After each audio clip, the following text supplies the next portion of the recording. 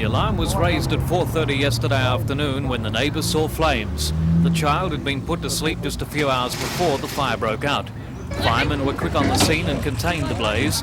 Ambulancemen treated the boy for burns before calling in the rescue helicopter to transport the child to the Mater Hospital. The baby, reported as in a critical condition, comes from the Britton family.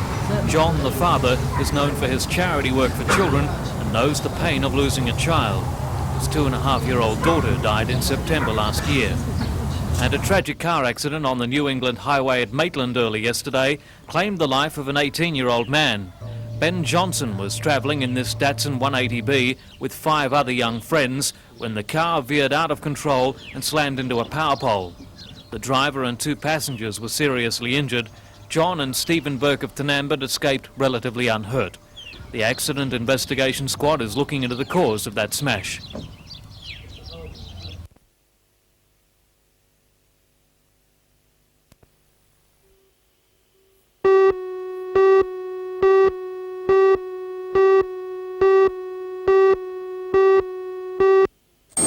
Emergency services were called to the accident on the F3 freeway 2 kilometres south of Doyleson. This Ford Falcon station wagon, driven by the injured woman, and an F100 truck collided.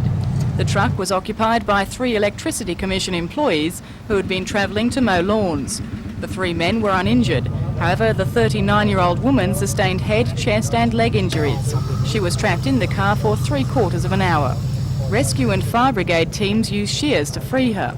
The driver was fitted with medical anti-shock trousers to overcome blood loss, and she also needed help with breathing.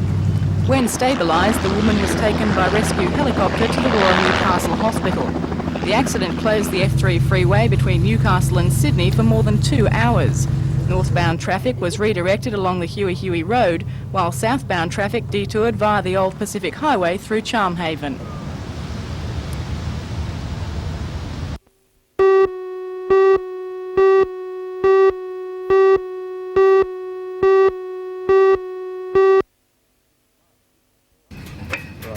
Last year, Gordon Bartleson began marketing the Little King barbed wire dispenser.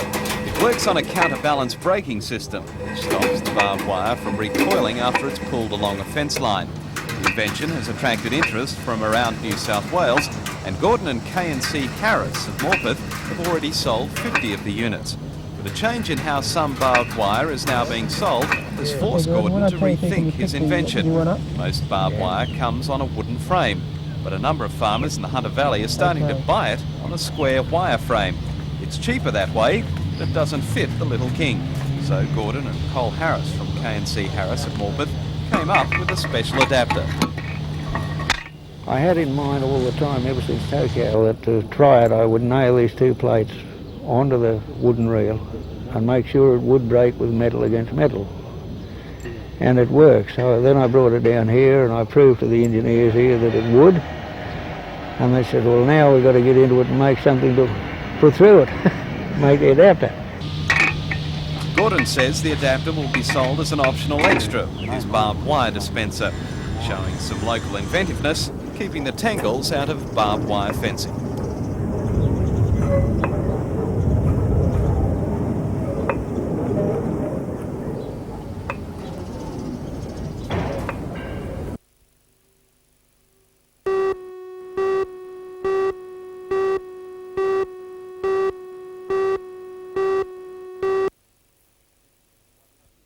men and women 50 of the 180 workers who lost their jobs when the Maitland abattoir closed down in June are now making a bid to work in one again, but this time their own. A month ago they met representatives from the State Worker Cooperative Program to discuss their plans to form a co-op and establish a small local abattoir. The idea received enough support for a feasibility study to be proposed to assess the area's potential.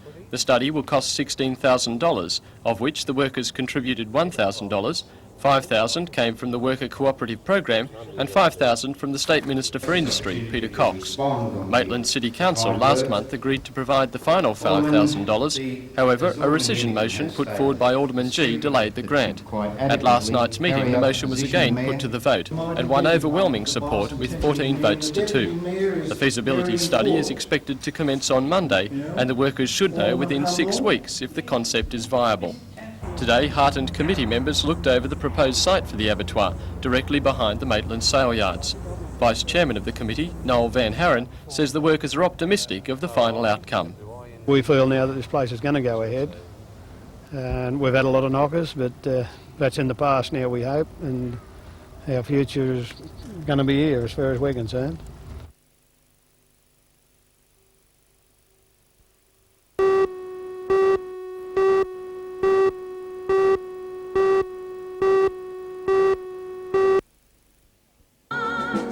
The Western Suburbs Leagues Club is not the kind of venue that you would expect to find the Hunter Orchestra. Yet yesterday afternoon, musicians were engrossed in rehearsal with popular singer Julie Anthony and conductor Tommy Tico.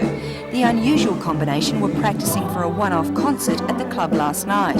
The idea behind the concert was to take the orchestra to an audience which would not ordinarily hear it. It had something for everyone, with half the program devoted to Viennese classics, while Julie Anthony was in fine form and booming out those tunes that so captivate her audiences.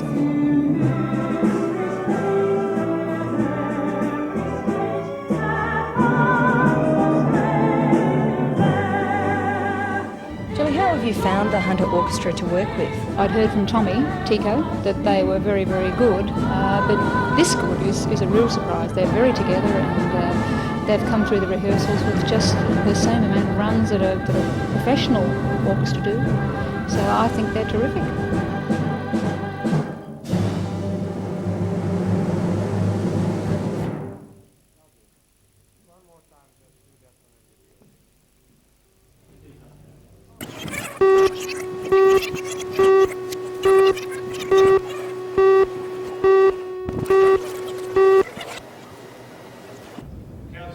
On the surface, the council, which oversees the operations of Shortland Electricity, was just electing an acting chairman to preside over the next two meetings until a permanent appointment is made. But even this election became part of the struggle to gain political control of the $350 million a year body. The council is comprised of 15 councillors from all Hunter local councils. The recent swing against the ALP in the Lake Macquarie elections has upset the numbers for the ALP. In today's election, numbers man John Jobling had done his figures, but somehow the ALP managed to beat the odds after the battle went to a draw out of a hat. The earlier vote was 8-6, which suggested that there were 8 independents and 6 for the Labor Party. The final result was 7-all, so obviously somebody changed their mind. But the new acting chairman, Alderman Ron Robinson, says that politics will have to be put aside, at least for the moment. Well, I don't think it's simply ALP politics. It's about providing an efficient organisation, working on the problems that the Shortland Electricity has, improving our image, improving our performance, and I think that's the most important thing. Nevertheless, Labor sees control of Shortland as vitally important, especially with the state election looming on the horizon.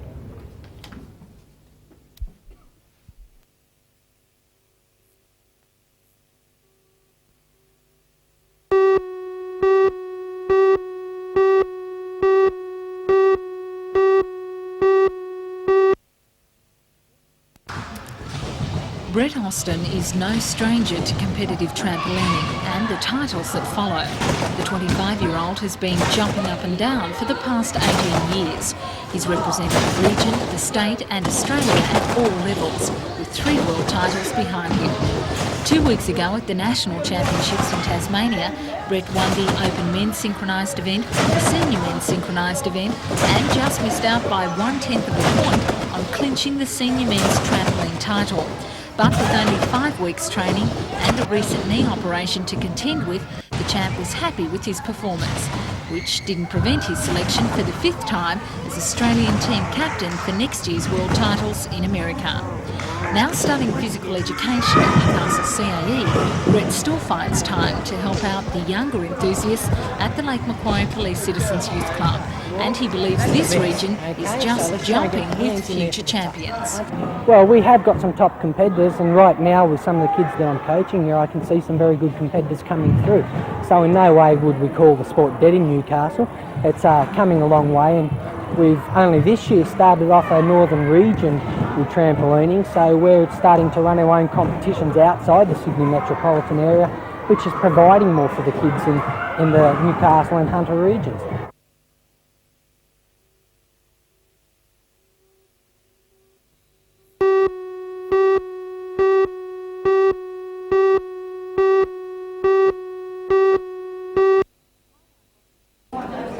Highlight of the occasion was a royal wedding or two. All that was missing was the bride and groom. But with the help of a video, the royal weddings of the 80s revisited made for good lunchtime conversation for those who had come to support the fundraising event. Guest speaker was Janelle Fordham from Newcastle, who travelled to England 6 years ago to be one of the thousands of well-wishers at Prince Charles and Lady Diana's wedding. And she brought along some keepsakes from the day. For the past 3 years, fundraising events have become a common outing in the Nelson Bay area, with all proceeds going to the new polyclinic. When the state government agreed to fund the facility, it was on the condition that the community raised $100,000. When completed, the polyclinic will provide 12 beds, a well-equipped accident and emergency centre and other specialised consulting rooms. With the nearest hospital 65 kilometres away, it's been a long 7-year fight for the area to establish such a needed service, as Dr Arne Sprogers from the Community Committee explains. What it's aimed to provide is a sort of integrated system of community health, with the Community Health Centre just over our right, and what we call inpatient care, in other words, standard hospital type care, and there'll be 12 beds provided to do that. Luckily we've got the show on the road, and we expect to be open around February.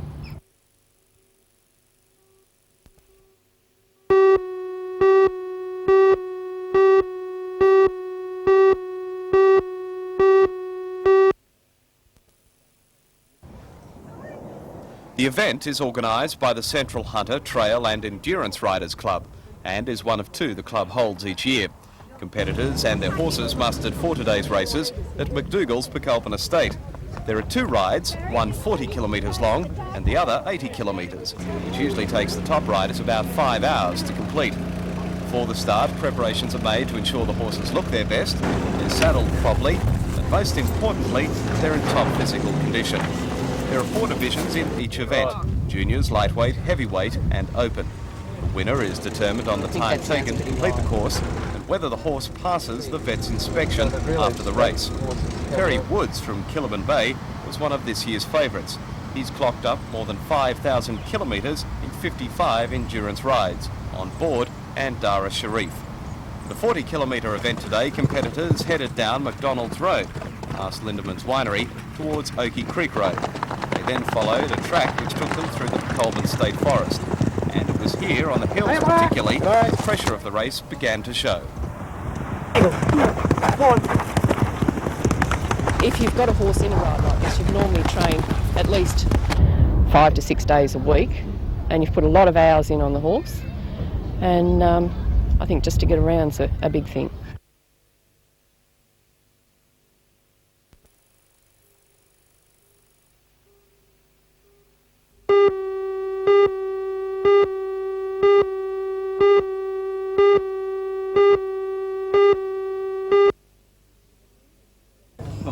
A series of seminars is being held this month to inform local councils of proposals for a new Local Government Act. The Act review is designed to simplify the existing Act and its accompanying 126 ordinances. Initial proposals deal with powers and functions and aren't expected to limit local governments.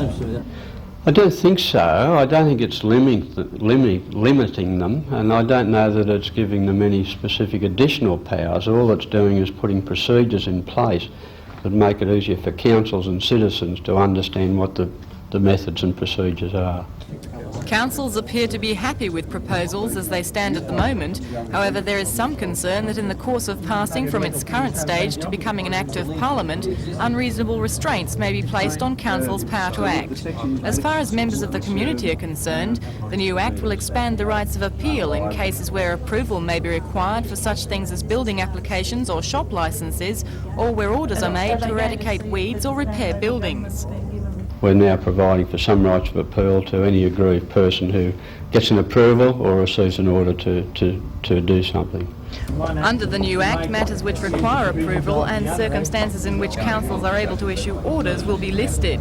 Local Government Act changes are expected to go before Parliament by December.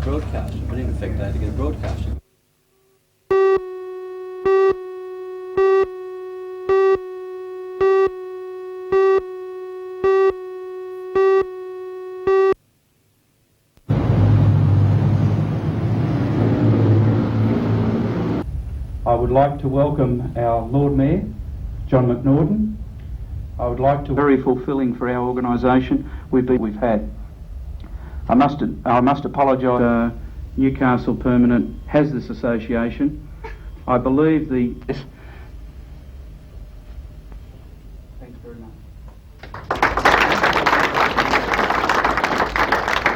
We're even going to have some the T-shirts and all those other proving rather than the latter.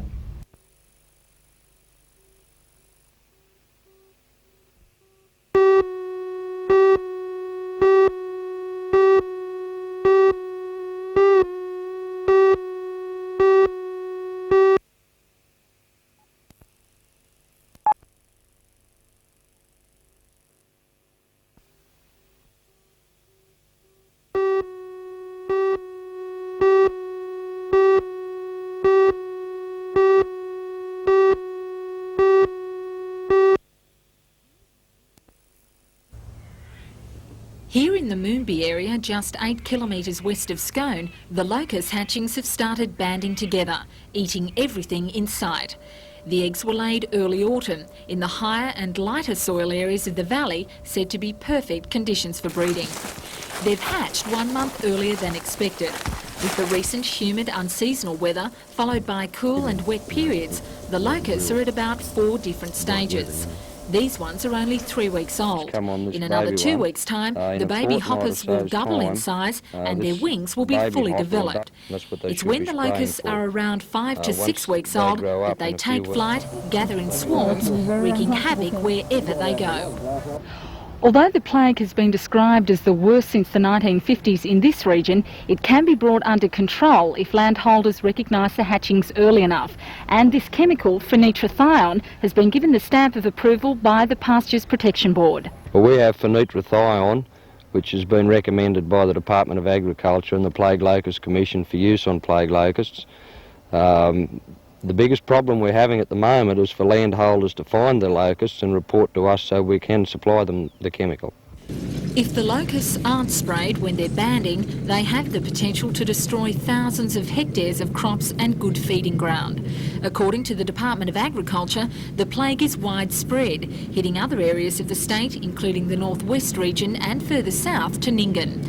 But it's here in the Hunter Valley that seems to be the worst hit. And if the locusts follow the same path of 30 years ago, the vineyards and agricultural land around Maitland to Newcastle may be threatened.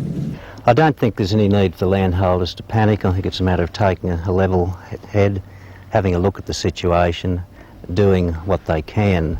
Sure, it is a major problem here. It's a long time since they've had a locust outbreak. People are unsure what to do. But I think if they go about it, know what they're looking for and spray whatever they can, will certainly take control of as much on the ground as possible.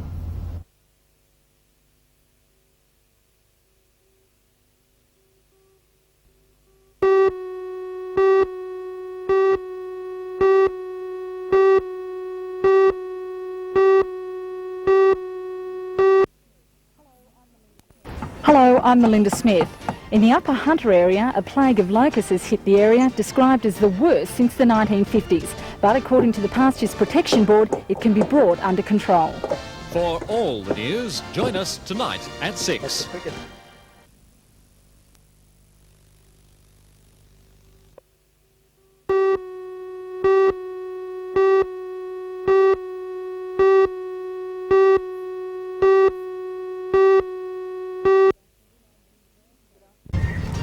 Good afternoon, I'm Belinda Borissow. Tonight we'll be bringing you a report on a new teaching resource being introduced in the Hunter today.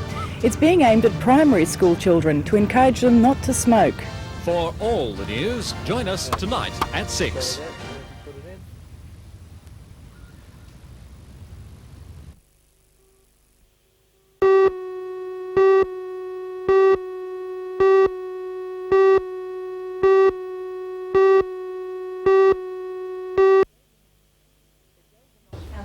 The Go the Non-Smoking Way campaign was launched in the Hunter at the Islington Public School. The school was involved in statewide trials for the project last year. Much to the delight of these youngsters, the launch featured Sydney-based theatre group Sidestream, performing an excerpt from the anti-smoking play No Buts About It. The Go the Non-Smoking Way project will be used by teachers of 4th, 5th and 6th year students. The program's been developed to complement the secondary school Why Smoke materials. The major difference here in primary schools is that we're actually trying to give a pat on the head to primary students who don't smoke, and because most of them just don't smoke at all. However, research shows more than 39% of Year 5 and 6 boys and 28% of Year 5 and 6 girls have tried smoking. Teachers will use a book to encourage students not to smoke. The book's been developed by teachers from all over the state, including the Hunter region. The book will be sent to every school in New South Wales, every primary school, and then it will be up to the schools to determine how it will be used. In most cases, can you imagine how it would be used? Yes, usually it'll be used in the context of a drug education or a health education program, or possibly a personal development program. It's certainly not something new that poor old primary teachers have got to introduce, something yet again.